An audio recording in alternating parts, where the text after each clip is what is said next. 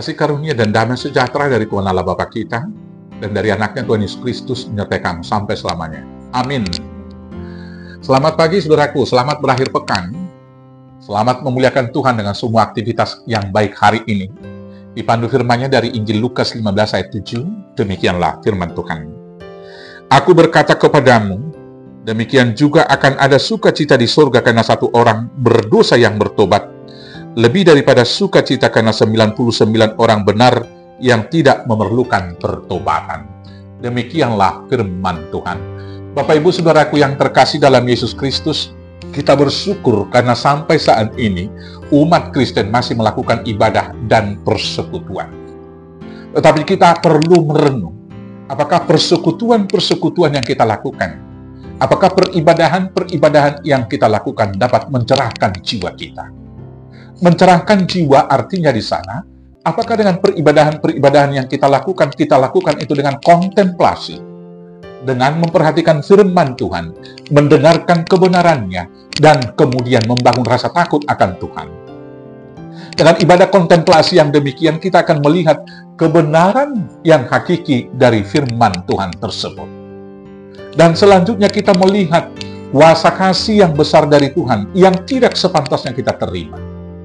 Dan lebih daripada itu, melalui peribadahan-peribadahan yang kita lakukan, kita dapat melihat kesalahan dan dosa-dosa kita yang tidak tertanggungan.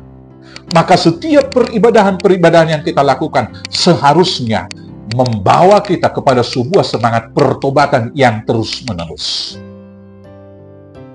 Sehingga dengan pertobatan yang terus-menerus kita dibaharui dari sehari ke sehari. Dan itulah sebetulnya semangat gereja dan slogan gereja yang dikatakan oleh Martin Luther. Yaitu Reformanda et Semper Reformanda. Gereja yang dibaharui terus-menerus. Orang yang bertobat. Ironinya Bapak Ibu Saudaraku, banyak dari orang-orang percaya, orang-orang Kristen yang aktif dalam peribadahan merasa diri lebih suci, lebih kudus daripada orang lain. Dan merasa diri tidak lagi membutuhkan pertobatan. Padahal faktanya, ada sebagian banyak orang yang rajin beribadah, tetapi hatinya lebih keras daripada orang yang tidak pernah beribadah. Ada orang yang rajin beribadah kepada Tuhan, dia merasa dan menganggap lebih kudus atau sombong rohani dan menganggap orang lain itu adalah orang-orang yang berdosa dan tidak punya bagian dalam kerajaan Allah. Hal-hal yang demikian, kesombongan rohani, merasa diri lebih benar dan hati yang menjadi keras, itu seharusnya kita ubah. Dan juga tentunya ada orang yang bersekutu tapi masih saling membenci satu dengan yang lain. Tidak dapat saling mengampuni. Kalau demikian, peribadahan apa yang kita lakukan? Apakah Tuhan bersuka cita dengan peribadahan kita? Bila Tuhan menceritakan dan mengajar kita melalui satu domba yang sesat dan sukacita daripada yaitu gembala yang menemukan satu domba yang sesat itu yang luar biasa.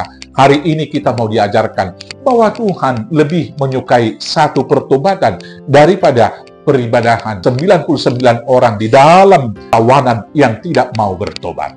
Saudara-saudaraku, bertobat berarti kita berpaling dari jalan yang tidak benar. Dalam pertobatan yang mau diajarkan Tuhan Yesus kepada kita, kita senantiasa diingatkan bahwa kita adalah orang yang tidak layak di hadapan Tuhan. Dengan demikian, kita akan tetap hidup dalam kerendahan hati. Kemudian, ketika kita dalam semangat pertobatan, dapat melihat bahwa kita bukan orang yang layak dikasihi, tetapi Allah begitu dahsyat mengasihi kita. Maka dengan demikian juga, ungkapan syukur kita kepada Tuhan, kita akan diberangkatkan dan dimampukan mengasihi sesama, bahkan orang-orang yang tidak layak juga untuk dikasihi. Ketika dalam semangat pertobatan kita melihat pengampunan Tuhan yang begitu luar biasa dan besar bagi kita, maka dengan demikian, kita diberangkatkan untuk mengampuni sesama. Dengan demikian, Tuhan akan bersuka cita. Saudaraku yang berikut, kita jangan pernah menghambat orang untuk datang kepada Tuhan. Tanpa kita sadari, sikap kita yang merasa diri lebih sempurna dan lebih kudus daripada orang lain. Dengan tatapan mata sinis kita apabila ada orang yang dulunya mungkin melakukan kesalahan, datang kemudian kepada persekutuan dan mau kembali ke jalan yang benar. Sikap, cara pandang, dan juga bahasa tubuh kita sering sekali kemudian menjadi penghalang untuk datang kepada Tuhan bagi dia. Dengan bisik-bisik kita mengatakan, oh dia sudah datang loh. Siapa? Si Anu yang dulu itu sempat dipenjara karena korupsi misalnya. Ketika kita menoleh 1, 2, 3, bahkan 10 orang dalam persekutuan itu, bukankah untuk persekutuan yang berikutnya menjadi risih? Di sini kita mau diingatkan bahwa gereja yang bertobat dan gereja yang bermisi adalah yang mencari yang hilang. Karena itu, mari kita mencari yang hilang. Sementara kita yang dalam kawanan, tetaplah hidup dalam semangat pertobatan. Tuhan Yesus memberkati. Amin. Kita bersatu dalam doa. Terima kasih Bapa yang baik. Biarlah kami senantiasa diingatkan akan dosa yang kami lakukan, sehingga semangat hidup kami senantiasa dibaharui dari sehari ke sehari.